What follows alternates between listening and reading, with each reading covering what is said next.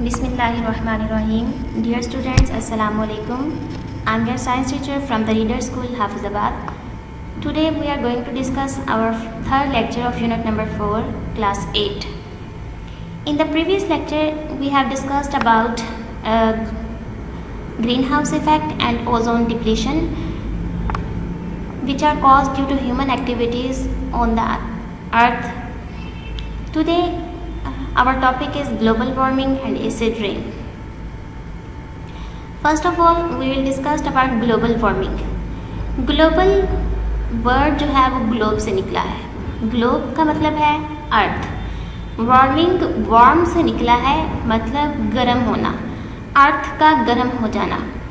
आपने देखा पिछले लेक्चर में हमने डिस्कस किया ग्रीन हाउस इफेक्ट जो है, इसकी वजह से हमारे अर्थ का एटमॉस्फेयर का टेम्परेचर जो है वो इंक्रीज़ हो रहा था. इसके अलावा जो ओजोन डिप्लीशन थी उसकी वजह से हमारी अर्थ का इन्वायरमेंट का टेम्परेचर जो है वो इंक्रीज़ हो गया. अगर हमारी इन्वायरमेंट का टेम्परेचर इंक्रीज़ हो रहा है, हमारी एटमॉस्फेयर का टेम्परेचर इंक्रीज़ हो रहा है, इसका मतलब है कि हमारी अर्थ का ग्लोब जो है वो वार्म हो रहा है. इस पूरे प्रोसेस को, जिसमें हमारी अर्थ जो है वो वार्म हो जाए, पूरा फिनोमिनन कहलाता है ग्लोबल वार्मिंग. ये ह्यूमन एक्टिविटीज़ की वजह से होता है. जैसे हमने पिछले लेक्चर में डिस्कस किया कि फॉसिल फ्यूल्स हम बर्न करते हैं या हम डिफरेंट गैसेस जो हैं वो गर्म हो जाती हैं, जिसको हमने ग्रीन हाउस इफ़ेक्ट कहा था. तो उसकी वजह से ये जो है वो हमारी अर्थ का ग्लोब जो है वो गेटिंग वार्मर हो रहा है. Due to human activities like burning of fuel etc, the amount of greenhouse gases in the is increased in the atmosphere. हमारी एटमॉस्फेयर के अंदर इन गैसेस, ये गैसेस का टेम्परेचर जो है वो इंक्रीज़ हो रहा है ह्यूमन एक्टिविटीज़ की वजह से. This speed of the green house effect, ये हमारे ग्रीन हाउस इफेक्ट को स्पीड कर रहा है. The increasing rate of green house effect and ozone depletion is increasing the average temperature of the earth. इसकी वजह से हमारी अर्थ का टेम्परेचर जो है वो इंक्रीज़ हो रहा है. As a result the earth globe is getting warmer. इसकी वजह से हमारा अर्थ का ग्लोब जो है वो वार्म हो रहा है. This is called global warming. इस पूरे प्रोसेस को हम कहते हैं ग्लोबल वार्मिंग, जिसमें अर्थ का ग्लोब जो है वो वार्म हो रहा है. Due to global warming the ice in the polar regions and at the mountains melts at the greater rate. Global warming की वजह से आइस जो है वो पोलर रीजन्स के अंदर, आपको पता है कि हर वक्त जो है वो कवर रहती है आइस की मदद आइस से, और माउंटेन्स जो हैं वो वहाँ पर वो भी आइस से कवर होते हैं. लेकिन अगर हमारी अर्थ का टेम्परेचर बहुत ज़्यादा इंक्रीज़ हो जाएगा, आपने देखा होगा कि बर्फ़ अगर हम गर्मी में रखेंगे तो वो मेल्ट हो जाती है, तो वहाँ पर जो है वो आइस वो है मेल्ट होना शुरू हो जाएगी इंक्रीज टेम्परेचर की वजह से. This leads to rise in the level of sea water which creates floods in low lying coastal areas.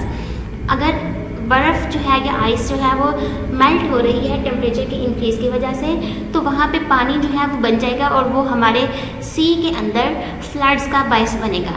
The climate of many regions of the world is also changing due to global warming.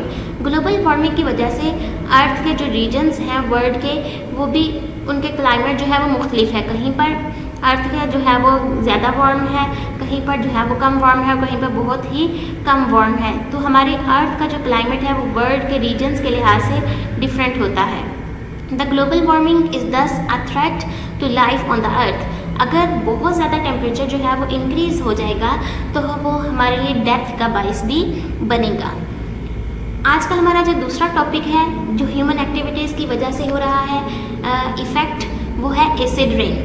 Acid rain तेज़ाबी बारिश को कहते हैं. तेज़ाबी बारिश हम लोग ने यहाँ पर आप डायग्राम देख रहे होंगे, नेचुरल रिसोर्सेज हैं जिसमें जो है वो वॉल्केनो जो है इरप्शन हो रही है. उसमें से हमने फर्स्ट लेक्चर में डिस्कस किया था कि वॉल्केनिक इरप्शन जो होती है नेचुरल प्रोसेस होता है, इसमें से सल्फ़र डाइऑक्साइड गैस निकलती है. इसके अलावा हम जो मैन मेड सोर्सेज हैं, जिसमें हमने कहा था कि इंडस्ट्रीज़ लगी होती हैं, उसमें ऑक्साइड्स ऑफ नाइट्रोजन निकलते हैं और सल्फ़र डाइऑक्साइड निकलता है. ये कहाँ पर जा रहा है? ये हमारी अर्थ के जो एटमॉस्फेयर का टेम्परेचर, एटमॉस्फेयर जो है इसमें जा रहा है. जैसे ही सल्फ़र डाइऑक्साइड और ऑक्साइड्स ऑफ नाइट्रोजन हमारी एटमॉस्फेयर के अंदर जाते हैं, आप लोगों को पता है कि हमारी अर्थ के जो एटमॉस्फेयर है उसके अंदर डिफरेंट गैसेस हैं और वाटर वेपर्स भी प्रेजेंट हैं. ये सल्फ़र डाइऑक्साइड और नाइट्रोजन के ऑक्साइड्स जो हैं वो वाटर वेपर्स के साथ रिएक्ट कर जाते हैं. सल्फ़र डाइऑक्साइड जब वाटर के साथ रिएक्ट करता है वो सल्फ्यूरिक एसिड में चेंज हो जाता है, और नाइट्रिक ऑक्साइड्स या ऑक्साइड्स ऑफ नाइट्रोजन जो हैं वो वाटर के साथ मिलते हैं तो वो नाइट्रिक एसिड में चेंज हो जाते हैं. अब जो हमारा एटमॉस्फेयर है उसके अंदर वाटर वेपर्स थे, वाटर वेपर्स चेंज हो गए एसिड्स में, sulphuric acid and nitric acid due two sulphur dioxide and oxides of nitrogen. अब जब बारिश होगी तो क्लाउड्स के अंदर ये जो प्लूटेंट्स मौजूद हैं जिसमें सल्फ्यूरिक एसिड और नाइट्रिक एसिड है, तो वो in the form of rain जो है वो हमारी अर्थ पे वापस आएंगे, जो हमारे लिए बहुत इफ़ेक्टिव साबित होंगे, जो इनके बहुत ज़्यादा ख़तरनाक किस्म के असरात होंगे।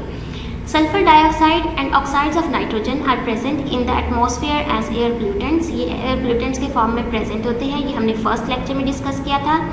They get dissolved in water vapors in clouds and turn into acids like sulfuric acids and nitric acids. ये वाटर वेपर के साथ रिएक्ट करते हैं और सल्फ्यूरिक एसिड्स बनाते हैं एंड नाइट्रिक एसिड्स बनाते हैं। These acids make the rain water acidic. ये एसिड्स जो हैं वो रेन वाटर को एसिडिक बना देते हैं क्योंकि इनके अंदर सल्फ्यूरिक एसिड और नाइट्रिक एसिड्स डिज़ोल्व हो जाते हैं या रिएक्ट कर जाते हैं वाटर के साथ और वो एसिड्स में चेंज हो जाते हैं। ये है कुछ effects of acid rain. Acid rain के जो असरात हैं वो क्या क्या हैं। नंबर 1, यहाँ पे आप देख रहे हैं fish killed by acid rain water. आपको पता है कि तेज़ाब जो है वो हम देखें तो बहुत ज़्यादा ख़तरनाक किस्म का होता है, तो अगर वो बारिश जो है वो तेज़ाबी होगी तो वो फ़िश को किल कर देगी पानी के अंदर। Effect of acid rain on trees, आप देख रहे होंगे ट्रीज़ के ऊपर लीव्स जो है वो सारे के सारे ख़त्म हो गए, हमारा जो फॉरेस्ट है वो डिस्ट्रॉय हो गया। Stone work erosion caused by acid rain, acid rain की वजह से ये स्टोन देखें आप किस तरह से जो है वो इसकी जो है वो इरोजन हो गई, टूट फूट गया। Number 4, corrosion of metals caused by acid rain. आप यहाँ पर देख रहे होंगे कि मेटल जो है वो बिल्कुल ठीक है, अब एसिड रेन हुई, अगर हमारी जो आयरन है या हमारे मेटल्स जो है वो बाहर रह गए रेन के अंदर, अगर एसिड रेन होगी तो वो क्रोजन कर देंगे, मतलब क्या है कि उनको जंग लग जाएगा, रस्ट कर जाएंगे। तो ये सारे जो हैं वो एसिड रेन के असरात हैं जिसमें फ़िश किल हो जाएगी, ट्रीज़ जो हैं वो डिस्ट्रॉय हो जाएंगे, स्टोन वर्क्स जो हैं वो इरोड हो जाएंगे, मेटल्स जो हैं वो हमारी क्रोड हो जाएंगे। ये था आज का हमारा टॉपिक। आपका होम टास्क है short question number 3 and long question number 4.4 का पार्ट बी एंड सी आज के हमने इस लेक्चर में कवर किया है, ये आप लोगों ने कर लेना है। Thank you so much. अल्लाह हाफिज़।